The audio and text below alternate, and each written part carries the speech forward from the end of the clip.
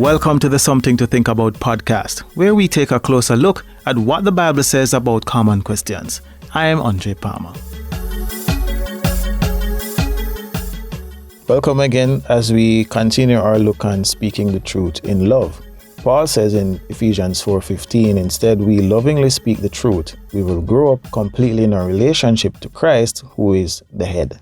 So last week we covered 5 mindsets that you should have that will enable you now to speak the truth in love. And last week we looked on the 5 mindsets that will enable you now to speak the truth in love. 1, refuse to make fun of the person. Never accuse the person. Don't have deceitful thoughts. Look to meet the need and always remain sincere in your motive. This week we want to look now on the language pattern, and there's 4 language patterns that we want to cover this week in terms of what exactly is it that, how should we be saying or speaking to somebody that will enable us now to speak the truth in love, in a way that the message is actually received and not despised. And there are 4 actually. And the first one is speak honestly. Speak honestly. According to Proverbs 12:17, it says, a truthful witness speaks honestly, but a lying witness speaks deceitfully. So is one of the threads that has been coming across over the past 2 weeks is that what you say should be honest. Shouldn't be any lies or anything. So it should be honest. Speak truthfully and honestly about what exactly happened. And how does that look like now? And it's just simply recalling the situation as it happened. Maybe summarizing it. Some persons may go into extreme detail exactly what happened, and you give an accurate account of what happened. So that's what exactly that it is. So when you're speaking the truth in love, ensure that what you're saying is accurate. Don't add anything to it. Don't subtract anything from it. But speak exactly, accurately what happened. And that goes back to one of the first components in terms of how to speak the truth in love, give correct and fair verdicts. So what you said should be correct and fair. And the language pattern now is ensure that what you say is accurate. Speak honestly, according to what Solomon is saying. The second one is ensure that you look to build the person as opposed to tear them down. And you don't want to start to slander anybody. You don't want to look to destroy the person's character, integrity, or anything. So when you're speaking the truth in love, ensure that what you're saying builds the person. According to Jeremiah 9:4, beware of your neighbors, don't trust your relatives. Every relative cheats, every neighbor goes around slandering. So what you want to do is to build the person. Build the person. Verse 5 says, everyone cheats his neighbor, no one speaks the truth. My people train their tongues to speak lies, and they wear themselves out doing wrong.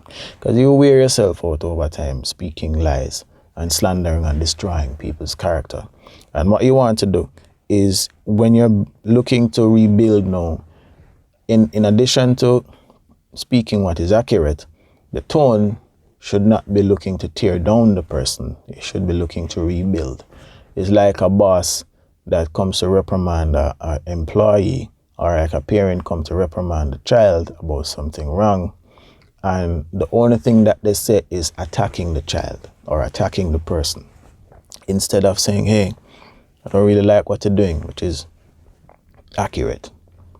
But listen, this is how it's supposed to be done, making a correction and rebuilding the person's capacity now to make the right decision going forward. And then now, the third thing is now to be compassionate, because you want to be compassionate and caring towards a person and not tear them down in such a way that you destroy them character and them really it really cause harm and danger towards the person, as opposed to rebuilding, meaning you want to extend mercy, extend justice, and the whole thought is really rebuilding and making peace as opposed to conflict. And the opposite of that now is your response is heartless. How would you feel that you made a genuine mistake, or you make a mistake and you really want to correct the problem, But instead of extending mercy or forgiving you, the person actually just say, "Oh, I eat that." And say, for instance, you're on the job and you did something that you really regretted and you hope that you'll get a second chance, but instead of that, you lose a job. Or, like for argument's sake, you and your partner, you genuinely make a mistake and them actually just shout after you in public, as opposed to say, "Oh, deal with it later," or them talk to you one way that protects the mistake that you made. You understand? So like that's the type of thing that you have to be thinking about. Zechariah 7 verse 9 says, "This is what the Lord of armies says.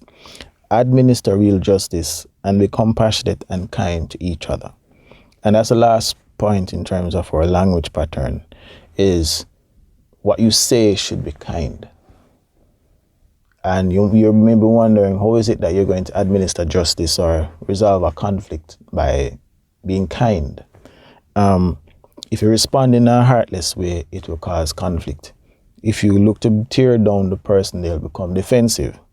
If you speak lies, they'll become defensive and want to attack you because they want to say that, "Yo, no go so." And then when you respond in an inconsiderate way or unkind, it really shuts the person down as opposed to open them up to respond towards making peace. And what it does is cause real war between you and the person, shouting match and all of that. You don't want that. So these four language patterns are critical, things you're supposed to be keeping in mind when you're looking to rebuild a relationship or looking to resolve conflicts that may happen from time to time.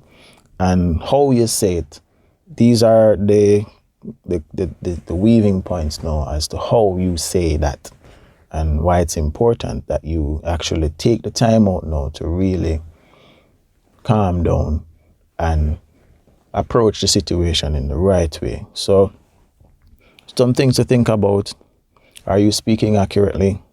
Are you looking to rebuild the person or rebuild the relationship? Are you compassionate? Are you speaking kindly? Or are you telling a lie, tearing down the person, heartless or and inconsiderate when you're speaking? So these are some things to think about as you go through your week. And until we meet again next time, God bless and one love. And that's our show. Thanks for listening. I release a new episode of this podcast every Tuesday wherever you listen to your podcast. If you find this information useful, please share this episode with a friend. This podcast was also brought to you by remlaministries.com. Resources to help you on your Christian journey, study guides, counseling, and more. For more information, visit our website at www.remlaministries.com.